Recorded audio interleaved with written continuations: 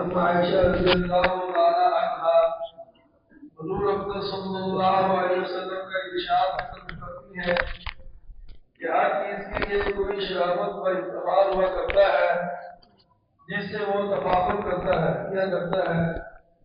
میری امت کی رونق اور افتخار قرآن شریف ہے.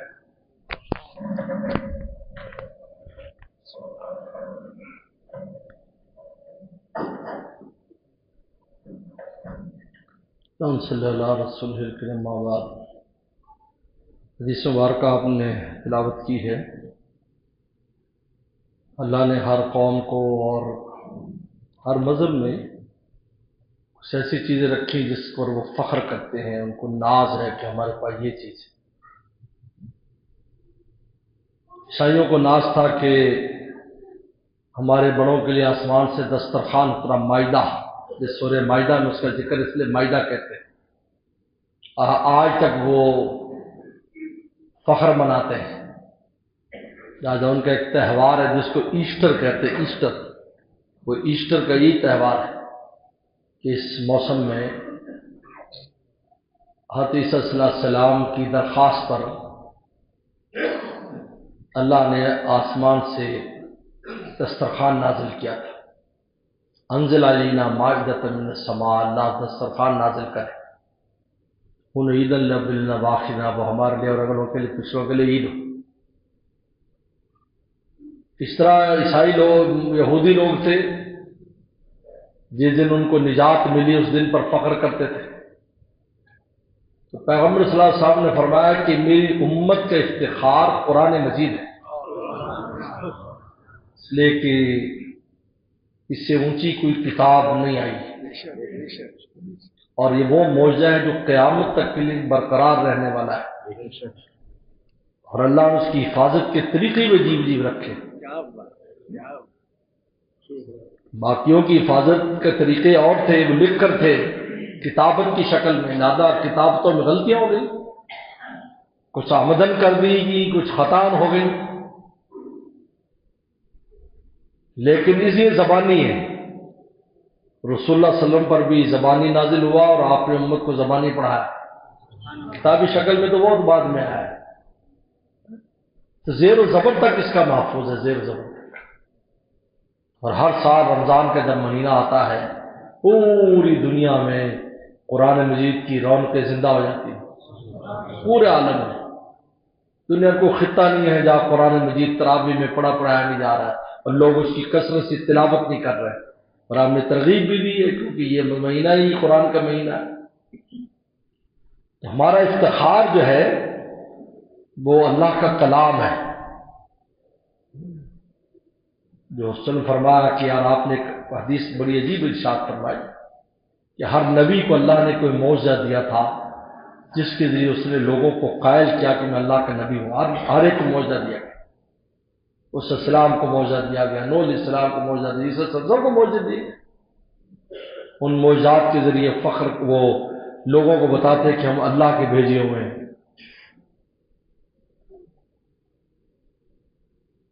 لیکن فرمایا کہ مجھے جو معجزہ دیا گیا ہے وہ وحی الہی ہے کہ اللہ کی کتاب ہے. لہٰذا یہ معجزہ تو کہ قیامت تک رہنا ہے، لہٰذا میرے ماننے والے بھی سب سے زیادہ ہو، کیونکہ معجزہ زندہ ہے. آج بھی قرآن مجید وہی اثر رکھتا ہے، آج بھی اس میں کوئی فرق نہیں ہے. قرآن میں آج بھی وہی اثر ہے. قرآن مجید کو دیکھ کر، اس کے مضامین سن کر. الحمدللہ ابھی 2 دن پہلے ہی آئرلینڈ کے ایک خاتون نے اس فقیر کے ہاتھ پر مسلمان ہوئی، انگریزی آئرش سب. کیوں؟ بس اس لیے کہ یہ حق مذہب ہے، اس میں جو باتیں ہیں کیونکہ کوئی جھول نہیں ہے. اس لیے قرآن نے خود کہا کہ اگر اتنی بڑی کتاب 30 سپاروں کی کتاب اگر یہ کسی مخلوق کی طرف سے ہوتی تو لوجدوا فی اختلاف کثیر، اس میں اختلاف ہوتا ہے. اس لیے کہ بڑے بڑے مصنفین جنہیں بڑی کتابیں لکھی تو کئی جگہ اگلی بات بھول گئے تو آگے کوئی اور رہ گئی. تمام مصنفین کی کوئی نہ کوئی ایسی غلطیاں ہیں، لیکن قرآن مجید نے اگر ایک بات الف لام میم کی پہلے رکوع میں کی ہے اگر اس جیسی بات 15 سپارے کے بعد، 20 سپارے کے بعد، 25 کے بعد بھی کی ہے، اس میں ذرا بھی فرق نہیں ہے، بالکل ایک جیسی بات۔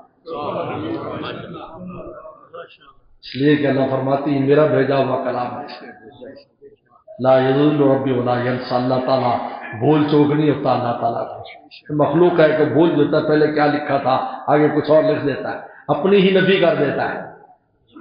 دنیا میں بھی ایک آدمی ایک بات کرتا ہے تو کچھ دن کے بعد اس کے خلاف بات کر لیتا ہے، اس کو یاد بھی نہیں ہوتا کہ پہلے کیا بات کی تھی۔ فرمایا کہ میری امت کے افتخار یہ ہے، ہمارے پاس جو قابل فخر چیز ہے وہ قرآن مجید ہے، اس لیے نظریاتی طور پر اسلام اتنا مضبوط ہے، اس کا کوئی مقابلہ نہیں کر سکتے۔ چیلنج ہے پورے عالم کو، جاؤ نظریاتی طور پر بات کرو، کوئی نہیں۔ ڈنڈا لے کے چڑھ دوڑنا ایسا تو ہو جاتا ہے، ڈنڈے سے تو کسی کو دبایا جا سکتا ہے، لیکن حقیقت منوانا مشکل ہے۔ یہی وجہ ہے کہ آج الحمدللہ ان کفر کے گھروں میں بھی قرآن مجید اور اسلام سرایت کر رہا ہے۔ عجیب بات، رات دن مسلمان ہو رہے ہیں، رات دن اسلام میں داخل ہو رہے ہیں۔ لوگوں نے پوچھے بھئی کوئی کمی ہے؟ کوئی کمی نہیں، کوئی کمی نہیں، لیکن اندر اطمینان نہیں ہے روحانی۔ یہ ایک عجیب چیز ہے، روحانی اطمینان۔ وہ جب اس میں آتے ہیں اللہ رسول کے اس میں تو ان کو چین آ جاتا ہے۔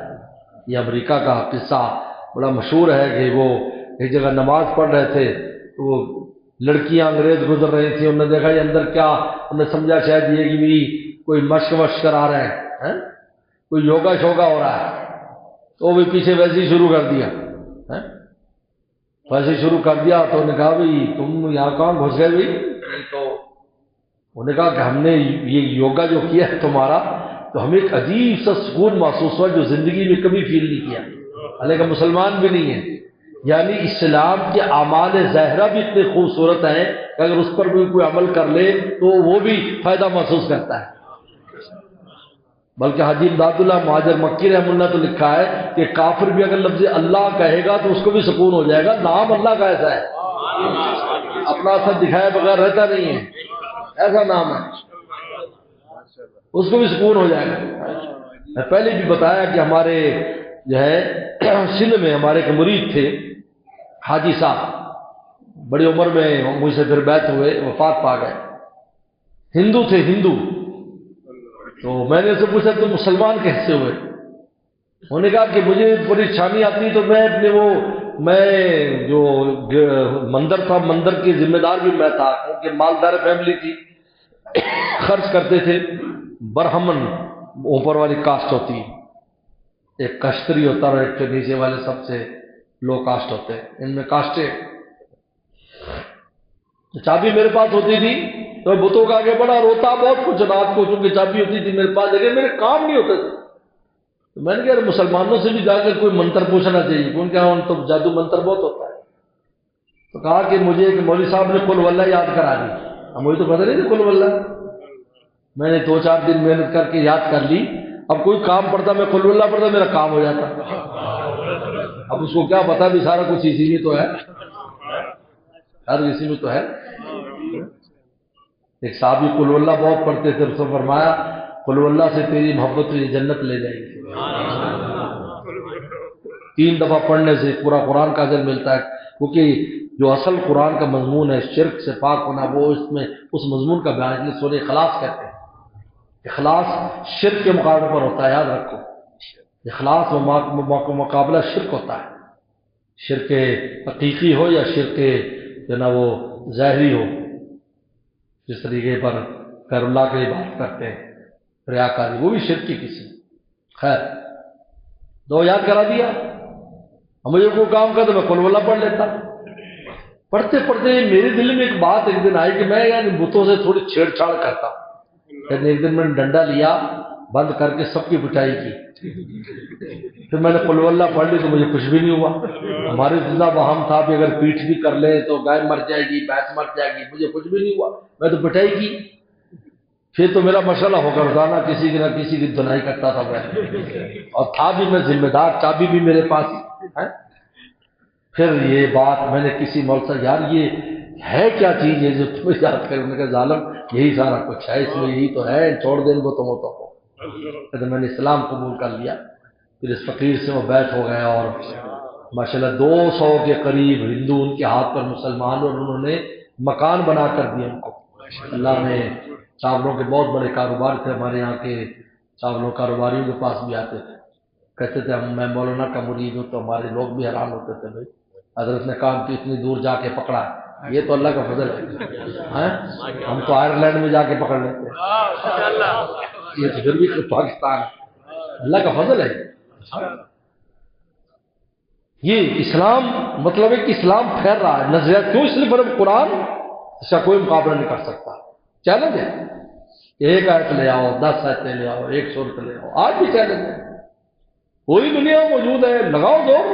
امریکہ ٹیم مقرر کر دے قرآن والے بنانے کے لیے، کبھی کا کر لیتے اگر ان کے بس میں ہوتا، اور کہا نہیں تو ایک حرم نہیں بنا سکتے، وہ نہ بنا سکے جو افسر عرب لوگ تھے، قریش سے زیادہ کوئی فصیح اللسان نہیں تھا، وہ جو مدتوں سوچو فکر کرتے تھے، اتنے ایسے اشعار ہیں انسان حیران ہو جاتا ہے۔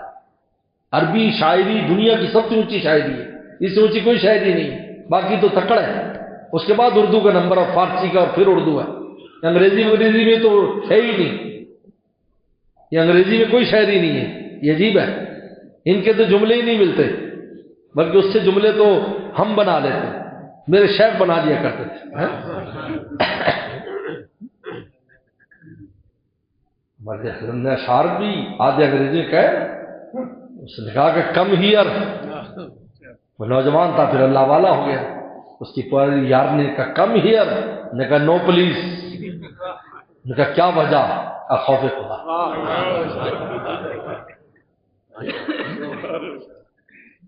تو انگریزی میں تو کوئی بالکل چارم نہیں ہے، چارم انگریزی کا لفظ، اس میں چارم نہیں، کوئی چارم نہیں، اللہ نے عربی میں رکھی، پھر فارسی، اور پھر اس کے بعد اردو چونکہ عربی سے اور فارسی سے، اس میں شعر و شاعری، تو اتنے بڑے بڑے اشاعر گزرے ہیں بڑے بڑے، لیکن قرآن کا ایک آیت بھی نہیں بنا سکے۔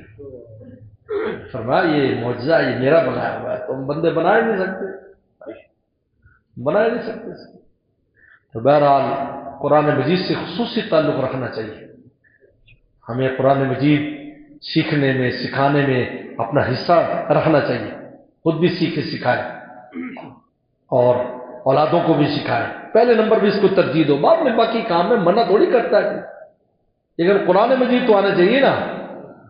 ہمارا آج یہ کہ عمر گزر کے ہمیں پڑھنا بھی نہیں آتا، اور ہم نے کبھی فکر بھی نہیں کی کہ جب بڑے ہو گئے، تو صحابہ بھی بڑی عمر میں آ کر سیکھا تھا، سب نے، سب بڑے بڑے، کوئی 60 سال میں، کوئی 50 سال، کوئی 55 سال، کوئی 70 سال، کوئی 80 سال، جب مسلمان ہوتے تو اس وقت قرآن سب سے پہلے قرآن سکھایا جاتا تھا، کیونکہ قرآن سیکھو گے تو پھر نماز بھی پڑھو گے، یہ کرو گے، یہ کرو گے، سب یہ کام سب سے پہلے قرآن کا نمبر ہے۔ اس لیے قرآن مجید پڑھنا، پڑھانا، سیکھنا، سکھانا، اپنے بچوں کو آگے قرآن سکھانا، یہ بہت اہم بات ہے ہمارے لیے، قابل فخر یہی چیز ہے ایمان والوں کے لیے۔ وآخر دعوانا ان الحمدللہ۔